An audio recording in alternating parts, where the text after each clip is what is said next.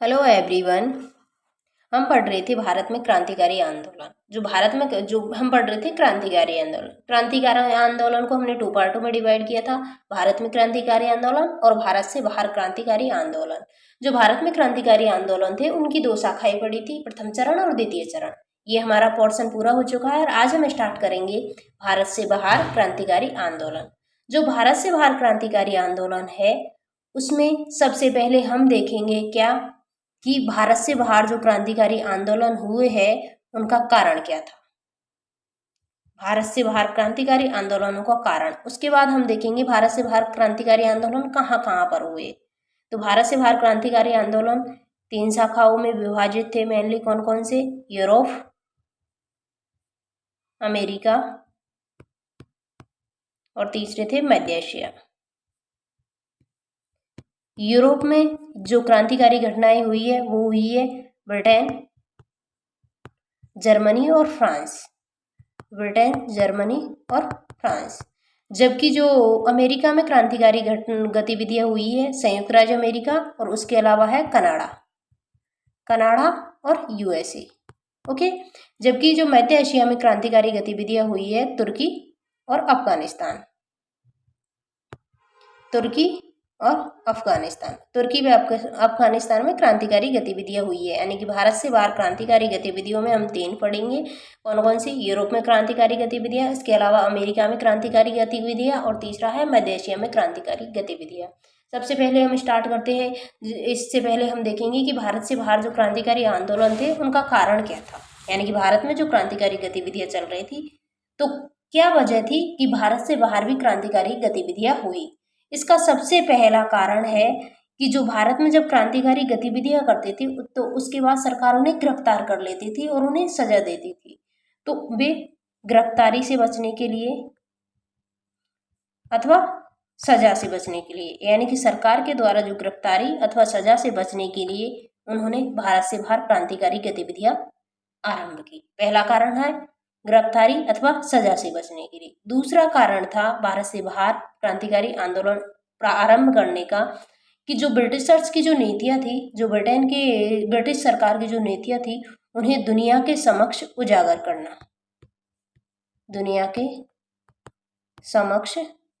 करना। ब्रिटेन की नीतियों को दुनिया के समक्ष उजागर करना। दूसरा कारण क्या था? भारत से बाहर क्रांतिकारी गतिविधियों को संचालित करने के लिए जो ब्रिटेन का जो वास्तविक स्वरूप है, ब्रिटेन की जो नीति है उन्हें दुनिया के समक्ष उजागर करना। और तीसरा इसका कारण था ब्रिटेन पर भारत को स्वतंत्र करने का दबाव देना। यानी कि ब्रिटेन पर ये दबाव बनाना चाहते थे। इनके कारण कौन कौन से थे? गिरफ्तारी अथवा सजा से बचने के लिए। दूसरा कारण था ब्रिटेन की जो वास्तविक नीतियां है उन्हें दुनिया के समक्ष उजागर करना था। और तीसरा था भारत की स्वतंत्रता हेतु ब्रिटेन पर दबाव बनाना। सबसे पहले हम जो गतिविधियों को स्टार्ट करते हैं और गतिविधियों में सबसे पहले हम पढ़ेंगे ब्रिटेन में जो भारतीय क्रांतिकारियों द्वारा कौन कौन सी गतिविधियां संचालित की गई। ब्रिटेन में सबसे पहले स्टार्ट होती है कौन सी? Indian home rule society. Indian home rule society. जो इंडियन होम रूल सोसाइटी है इसकी स्थापना होती है 18 फरवरी 1905। 18 फरवरी 1905 ईस्वी को इंडियन होम रूल सोसाइटी की स्थापना की जाती है। किनके द्वारा? श्यामजी कृष्ण वर्मा के द्वारा। तो सबसे पहले हम स्टार्ट करेंगे Indian home rule society. Indian home rule society की स्थापना होती है 18 फरवरी 1905। कहाँ पर? लंदन में इंडियन होम रूल सोसाइटी की स्थापना होती है 18 फरवरी 1905 को। किनके द्वारा? श्यामजी कृष्ण वर्मा के द्वारा। श्यामजी कृष्ण वर्मा के द्वारा इंडियन होम रूल सोसाइटी की स्थापना होती है। उसके बाद जो इंडियन होम रूल सोसाइटी है इसके अध्यक्ष बनते हैं स्वयं श्यामजी कृष्ण वर्मा, जबकि इसके उपाध्यक्ष होते हैं Abdullah Suhrawardy. Indian home rule society की स्थापना कहाँ की जाती है? लंदन में। किनके द्वारा? श्यामजी कृष्ण वर्मा के द्वारा। कब? 18 फरवरी 1905। ओके। जो श्यामजी कृष्ण वर्मा थे उनका जन्म हुआ है 1857 में, मांडवी गुजरात में जन्म हुआ था। सबसे पहले ये गुजरात के दीवान रहे थे, उसके पश्चात उदयपुर रियासत में राज्य परिषद में रहे थे। विलियम कर्जन वायली व एल्गिन ने इसे भारत से निकलवा दिया था। इसके बाद लंदन को इन्होंने अपना कार्य क्षेत्र बनाया था। और लंदन में जो इंडियन होम रूल सोसाइटी थी, इंडियन होम रूल सोसाइटी थी, उसके कार्यालय के रूप में स्थापना की है। इंडियन होम रूल सोसाइटी के कार्यालय के रूप में स्थापना की है इंडिया हाउस की। इंडिया हाउस की स्थापना की है, जो इंडियन होम रूल सोसाइटी के कार्यालय के रूप में। और जो इंडिया हाउस है वो एक छात्रावास के रूप में कार्य करता था। छात्रावास के रूप में इन द सेंस, मतलब ये एक हॉस्टल था जिसमें भारतीय छात्र या भारतीय क्रांतिकारी रहते थे। लंदन में इंडियन होम रूल सोसाइटी के कार्यालय के रूप में इंडिया हाउस स्थापित किया गया था हेडमैन के सुझाव पर। ये इनकी जो इंडिया हाउस की स्थापना की थी 1 जुलाई 1905 को। 18 फरवरी 1905 को स्थापना हुई है इंडियन होम रूल सोसाइटी की, जबकि इंडिया हाउस की स्थापना की थी 1 जुलाई 1905 को। यह एक हॉस्टल के रूप में था जहां पर भारतीय क्रांतिकारी रहते थे। 1907 में क्या होता है? 1907 में जो श्यामजी कृष्ण वर्मा है वो जो लंदन से चले जाते हैं पेरिस। लंदन से कहाँ चले जाते हैं? पेरिस। जब ये लंदन से पेरिस चले जाते हैं तो इंडिया हाउस है उसका नेतृत्व है, ये उसका नेतृत्व करते हैं या उसका नियंत्रण किनके हाथों में आ जाता है? बीडी सावरकर। बीडी सावरकर, विनायक दामोदर सावरकर के द्वारा। बीडी सावरकर के द्वारा मित्रमेला संगठन, इसके अलावा अभिनव भारत समाज की भी स्थापना की गई थी। ओके। जो बीडी सावरकर के पास जब श्यामजी कृष्ण वर्मा लंदन से पेरिस चले जाते हैं तो इसका नियंत्रण किनके पास आ जाता है? बीडी सावरकर के पास। बिपिन चंद्र पाल और तिलक के सुझाव पर इनके द्वारा एक स्कॉलरशिप प्रारंभ की जाती है 1000 रुपये की। 1000 रुपये की छात्रवृत्ति प्रदान की जाती है भारतीय छात्रों को जो कि भारत से पढ़ने गए थे इंग्लैंड, उनको 1000 रुपये की छात्रवृत्ति प्रदान की जाती थी। जो छात्रवृत्ति प्राप्त करता छात्र कौन कौन से थे? उनमें सबसे पहले थे बीडी सावरकर, स्वयं स्कॉलरशिप के प्राप्त करता थे। उसके अलावा लाला हरदयाल और इसके अलावा थे मदन लाल धिंगरा। ये सब जो मदन लाल धिंगरा, ये सब इसी के सदस्य थे। किसके सदस्य थे? इंडिया हाउस या फिर इंडियन होम रूल सोसाइटी के। तो अभी तक इसमें हमने क्या क्या देखा है कि इंग्लैंड में जो भारत से बाहर जो क्रांतिकारी आंदोलन होते हैं उनमें सबसे पहले हमने देखा है ब्रिटेन में जो श्यामजी कृष्ण वर्मा के द्वारा स्थापना की जाती है इंडियन होम रूल सोसाइटी की। कब? 18 फरवरी 1905 को। कहाँ पर? लंदन में। यह भारत से बाहर प्रथम क्रांतिकारी संस्था के रूप में इसकी स्थापना की जाती है। इसके अध्यक्ष स्वयं होते हैं तथा इसके उपाध्यक्ष थे अब्दुल्ला सोहरावर्दी। जो इंडियन होम रूल सोसाइटी के कार्यालय के रूप में अथवा एक छात्रावास के रूप में इनकी स्थापना की जाती है इंडिया हाउस की स्थापना की जाती है 1 जुलाई 1905 ईस्वी को। और जो इंडिया हाउस है एक हॉस्टल के रूप में था जहाँ क्रांतिकारी रहते थे, यानी कि क्रांतिकारी जो कि छात्र के रूप में रहते थे, जिन्हें 1000 रुपये की छात्रवृत्ति दी जाती है। तो जो छात्रवृत्ति प्राप्त करता कौन कौन से विद्यार्थी थे? बीडी सावरकर, लाला हरदयाल और मदन लाल धिंगरा। जो इंडिया हाउस से मासिक पत्र के रूप में एक पत्र का प्रकाशन होता था, द इंडियन सोशियोलॉजिस्ट। द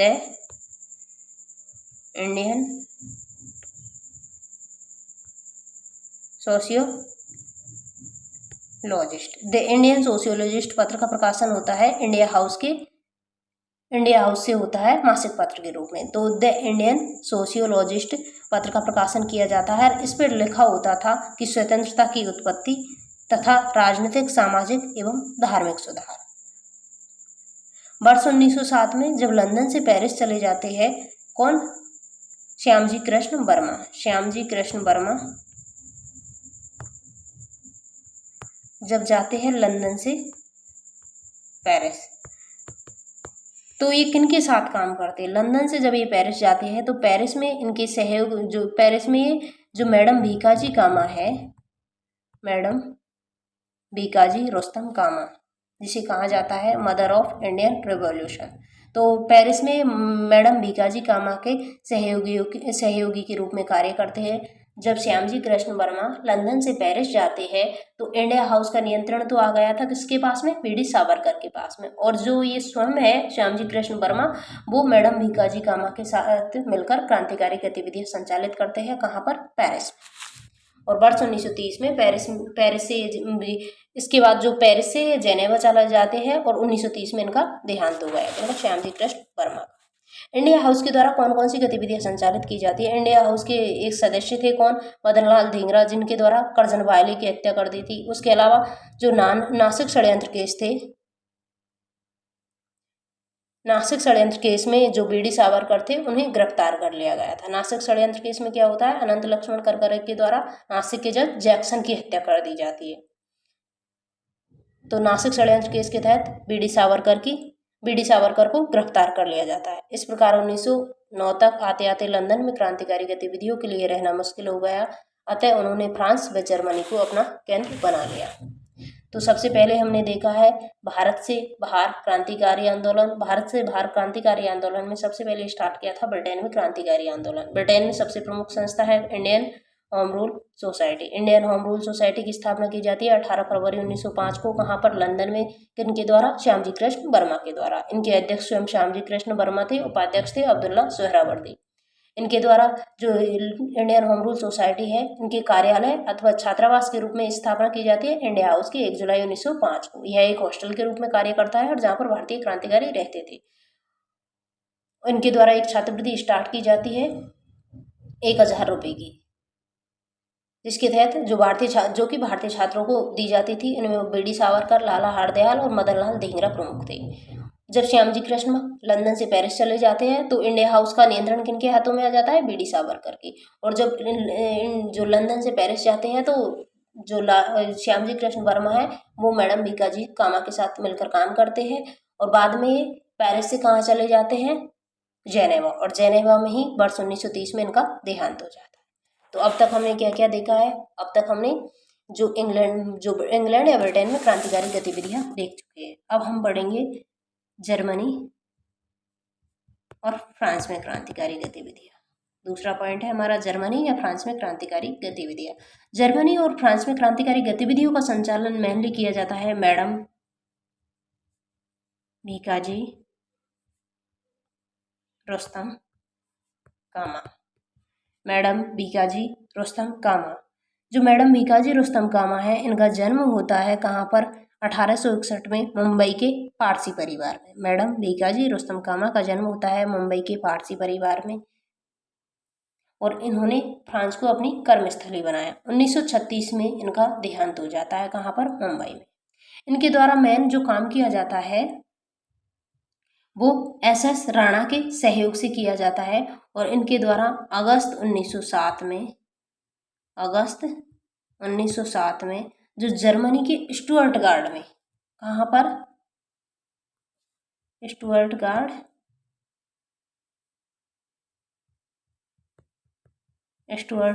कहाँ पर? जर्मनी। स्टुअर्टगार्ड जर्मनी में जो द्वितीय समाजवादी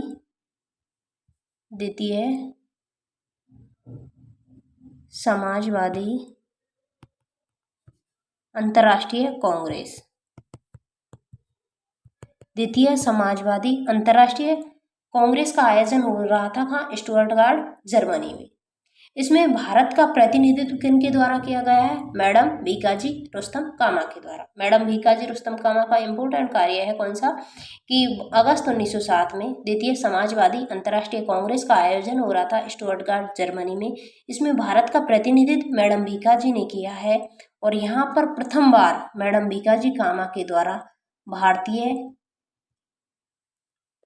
भारत का झंडा फहराया गया। तो भारत का झंडा भारत से बाहर सबसे पहले किनके द्वारा फहराया गया है? मैडम भीकाजी कामा के द्वारा। और जो झंडे की आकृति कुछ इस प्रकार से थी,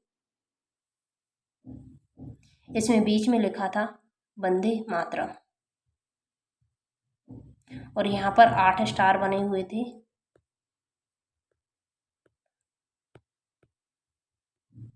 8 जो 8 स्टार थे वो थे तत्कालीन समय में 8 प्रांतों का प्रतिनिधित्व कर रहे थे। भारत में 8 प्रांत थे, उनका प्रतिनिधित्व कर रहे थे 8 स्टार। बीच में जो वंदे मातरम लिखा था वो था देवनागरी लिपि में। देवनागरी लिपि में बीच में लिखा हुआ था वंदे मातरम। 8 स्टार या 8 फूल भी थे, 8 फूल कह लो या स्टार कह लो, 8 फूल या 8 स्टार बने हुए थे जो कि 8 प्रांतों का प्रतिनिधित्व कर रहे थे, जबकि वंदे मातरम बीच में लिखा हुआ था देवनागरी लिपि में। नीचे सूर्य और चंद्रमा बने हुए थे। जो नीचे की पट्टी में यहाँ पर सूर्य और चंद्रमा बने हुए थे। जो सूर्य प्रतिनिधित्व कर रहा था हिंदुओं का, सूर्य प्रतिनिधित्व कर रहा था हिंदुओं का, जबकि चंद्रमा प्रतिनिधित्व कर रहा था मुस्लिमों का। यानी कि ये नीचे वाली पट्टी में जो सूर्य और चंद्रमा बने हुए थे वो हिंदू और मुस्लिम एकता का प्रतीक थे। मध्य भाग में लिखा हुआ था वंदे मातरम देवनागरी लिपि में, जबकि ऊपर की जो पट्टी में 8 फूल बने हुए थे, 8 स्टार बने हुए थे जो तत्कालीन समय में भारत के 8 प्रांतों का प्रतिनिधित्व करते थे। जो ये झंडा बनाया गया है, जो झंडा बनाया गया था वो बनाया गया था हेमचंद्र कानूनगो और बीडी सावरकर के द्वारा। हेमचंद्र कानूनगो और बीडी सावरकर।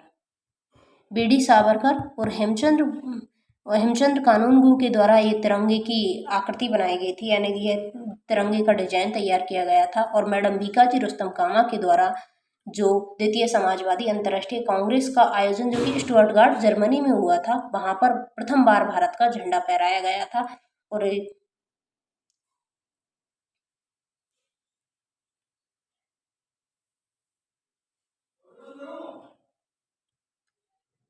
इसके अलावा जो मैडम भीकाजी कामा है उनके द्वारा सितंबर 1909 में लाला हरदयाल के साथ मिलकर वंदे मातरम पत्रिका जो कि मासिक थी, वंदे मातरम पत्रिका आरंभ की, जो कि यहाँ पर 1 वर्ष तक प्रकाशित होती रही। वंदे मातरम पत्रिका का प्रकाशन किया गया है मैडम भीकाजी कामा और लाला हरदयाल के साथ दोनों ने मिलकर किया है। सितंबर 1909 में मासिक पत्रिका थी। इसके बाद यह मतलब 1 वर्ष तक यहाँ से प्रकाशित हो गई और इसके बाद यह रोटरडम और पेरिस से प्रकाशित हुई। इसे कहा जाता है भारत की स्वाधीनता का मुखपत्र। भारत की स्वाधीनता का मुखपत्र है वंदे मातरम पत्रिका, जिसका प्रकाशन किया है किनके द्वारा? मैडम भीकाजी रुस्तम कामा और लाला हरदयाल के साथ। इसके अलावा जो भूपेंद्र नाथ दत्त और खानचंद ने जर्मनी में भारत जर्मन मित्र संगठन की स्थापना की गई है भूपेंद्र नाथ दत्त और खानचंद वर्मा के द्वारा। बाद में इसका नाम परिवर्तन कर वर्ष 1915 में इंडियन इंडिपेंडेंस कमेटी कर दिया गया था। इसके अलावा इनके द्वारा जो भारतीय क्रांतिकारियों के द्वारा जर्मनी में जो जर्मन मंत्री थे जिम्मरमैन, उनके द्वारा जिम्मरमैन योजना भी बनाई जाती है। जिम्मरमैन योजना के तहत क्या था कि जर्मनी भारत को हथियार प्रदान करेगा और उन हथियारों से भारत में सशस्त्र क्रांति करके ब्रिटेन को भारत से बाहर खदेड़ा जाएगा, जिसे कहा जाता है किसे? जिम्मरमैन योजना। ओके, अब तक हमने क्या क्या देखा है? ब्रिटेन में क्रांतिकारी गतिविधियां और फ्रांस और जर्मनी में क्रांतिकारी गतिविधियां। ब्रिटेन में मेनली पढ़ा है Indian home rule society. Indian home rule society के कार्यालय के अथवा छात्रावास के रूप में कार्य करता है इंडिया हाउस। उसके बाद हमने देखा था ब्रिटेन जो फ्रांस और जर्मनी में क्रांतिकारी गतिविधियां। फ्रांस और जर्मनी में क्रांतिकारी गतिविधियों का मैं नेतृत्व करती है मैडम भीकाजी रुस्तम कामा और इनका साथ देते हैं एसएस राणा। मैडम भीकाजी रुस्तम कामा का जन्म हुआ 1861 में मुंबई के पारसी परिवार में। इन्होंने फ्रांस को अपनी कर्मस्थली बनाया था और 1936 में इनका मुंबई में देहांत हो जाता है। मैडम भीकाजी रुस्तम कामा का मेन कार्य था अगस्त 1907 में द्वितीय समाजवादी अंतर्राष्ट्रीय कांग्रेस का आयोजन स्टुटगार्ट जर्मनी में हुआ था। इसमें भारत का प्रतिनिधित्व मैडम भीकाजी कामा ने किया था और यहाँ पर प्रथम बार भारत का झंडा फहराया गया था और जो भारत का झंडा था उसका डिजाइन तैयार किया गया था बीडी सावरकर और हेमचंद्र कानूनगो के द्वारा। इसमें जो प्रथम पंक्ति थी, यानी कि जो प्रथम उसका पार्ट था उसमें 8 फूल थे जो कि 8 प्रांतों का प्रतिनिधित्व कर रहे थे। मध्य भाग में लिखा हुआ था वंदे मातरम देवनागरी लिपि में, जबकि नीचे की जो पट्टी थी उसमें सूर्य और चंद्रमा जो कि हिंदू और मुस्लिम एकता का प्रतिनिधित्व कर रहे थे। ओके, अब हम पढ़ेंगे यूएसए और कनाडा में क्रांतिकारी गतिविधियां। तो यूएसए और कनाडा में जो क्रांतिकारी गतिविधियां हैं उनमें सबसे पहले हम देखते हैं Hindustan association. Hindustan association, Hindustan association अथवा इसे कहा जाता है Indian independence league. Indian independence league अथवा हिंदुस्तान एसोसिएशन, इसकी स्थापना की जाती है 1907 में। कहाँ पर? San Francisco. सैन फ्रांसिस्को जो कि पड़ता है कैलिफोर्निया। सैन फ्रांसिस्को में स्थापना की जाती है 1907 में इंडियन इंडिपेंडेंस लीग अथवा हिंदुस्तान एसोसिएशन की, और इनकी स्थापना की जाती है रामनाथपुरी और तारकनाथ दास तथा पांडुरंग का महत्वपूर्ण योगदान था। हिंदुस्तान एसोसिएशन या इंडियन इंडिपेंडेंस लीग की स्थापना की जाती है वर्ष 1907 में कैलिफोर्निया के सैन फ्रांसिस्को में, और इसकी स्थापना में रामनाथपुरी और तारकनाथ दास तथा पांडुरंग का महत्वपूर्ण योगदान था। जो रामनाथपुरी थे इनके द्वारा एक पत्र चलाया जाता है, कौन सा? सर्कुलर ए आज़ादी। सर्कुलर ए आज़ादी पत्र का प्रकाशन किया जाता है किनके द्वारा? रामनाथपुरी के द्वारा, और इसका पहला संस्करण उर्दू भाषा में चलाया गया था 1907 में। जबकि जो तारकनाथ दास थे वो कोलंबिया विश्वविद्यालय के प्रोफेसर रहे थे, और इनके द्वारा जो पत्र प्रकाशन किया जाता है, जो समाचार पत्र है, वो है फ्री हिंदुस्तान। फ्री हिंदुस्तान पत्र का प्रकाशन किया जाता है किनके द्वारा? तारकनाथ दास के द्वारा। जबकि रामनाथपुरी के द्वारा किया जाता है सर्कुलर ए आज़ादी नामक पत्र का प्रकाशन। तो सबसे पहले हमने देखा हिंदुस्तान एसोसिएशन या इंडियन इंडिपेंडेंस लीग, इसकी स्थापना की जाती है 1907 में। कहाँ पर? सैन फ्रांसिस्को कैलिफोर्निया में, और इसकी स्थापना की जाती है रामनाथपुरी, तारकनाथ दास और पांडुरंग के द्वारा। रामनाथपुरी के पत्र का नाम है सर्कुलर ए आज़ादी, जो कि उर्दू भाषा में 1907 में इसका पहला संस्करण प्रकाशित किया गया था। जबकि तारकनाथ दास जो कि कोलंबिया विश्वविद्यालय के प्रोफेसर भी रहे थे, उनके द्वारा फ्री हिंदुस्तान नामक समाचार पत्र वैंकूवर से 1909 में चलाया जाता है। उसके बाद हम दूसरा जो संगठन देखते हैं, पहला संगठन था इंडियन इंडिपेंडेंस लीग। कहाँ? यूएसए और कनाडा में हम पढ़ रहे हैं जो क्रांतिकारी गतिविधियां। इसकी दूसरा है स्वदेशी सेवक गृह। स्वदेशी सेवक गृह, स्वदेशी सेवक गृह, इसकी स्थापना की जाती है गुरुदत्त कुमार के द्वारा। स्वदेशी सेवक गृह संगठन की स्थापना की जाती है गुरुदत्त कुमार के द्वारा। कहाँ पर? वैंकूवर कनाडा में। कहाँ पर? वैंकूवर, जो कहाँ पड़ता है? कनाडा। वैंकूवर कनाडा में गुरुदत्त कुमार के द्वारा 1907-08 में स्थापना की जाती है स्वदेशी सेवक गृह के रूप में, और इसकी स्थापना की जाती है लंदन की जो इंडिया हाउस था उसकी तर्ज पर स्वदेशी सेवक गृह की स्थापना की जाती है गुरुदत्त कुमार के द्वारा। कहाँ पर? वैंकूवर कनाडा में। कब? 1907-08 में। इनके जो स्वदेशी सेवक गृह से एक अखबार निकाला जाते हैं स्वदेशी सेवक। स्वदेशी सेवक अखबार का प्रकाशन किया जाता था स्वदेशी सेवक गृह से। स्वदेशी सेवक गृह का स्थापना की जाती है गुरुदत्त कुमार के द्वारा। कहाँ पर? वैंकूवर में। कब? वर्ष 1907-08 में। और जो क्रांतिकारी गतिविधियों के चलते इन्हें कनाडा से निष्कासित कर दिया गया। तो जो सिएटल है, क्रांतिकारी गतिविधियों के कारण इन्हें यहाँ से कनाडा से निष्कासित कर दिया जाता है। उसके बाद सिएटल जो कि कहाँ पड़ता है? यूएसए में। सिएटल आ गए, और यहाँ पर इनके द्वारा यूनाइटेड इंडिया हाउस 1910 में स्थापित किया है। यूनाइटेड इंडिया हाउस स्थापित किया है 1910 में। क्यों? क्योंकि इन्हें क्रांतिकारी गतिविधियों के चलते जो वैंकूवर कनाडा से निष्कासित कर दिया जाता है। स्वदेशी सेवक गृह स्थापना की जाती है जीडी दत्त के द्वारा, यानी गुरुदत्त कुमार के द्वारा। कहाँ पर? वैंकूवर कनाडा में। कब? वर्ष 1907-08 में। और यहाँ से जो है स्वदेशी सेवक गृह है उनके उसकी स्थापना की जाती है लंदन की इंडिया हाउस की तर्ज पर।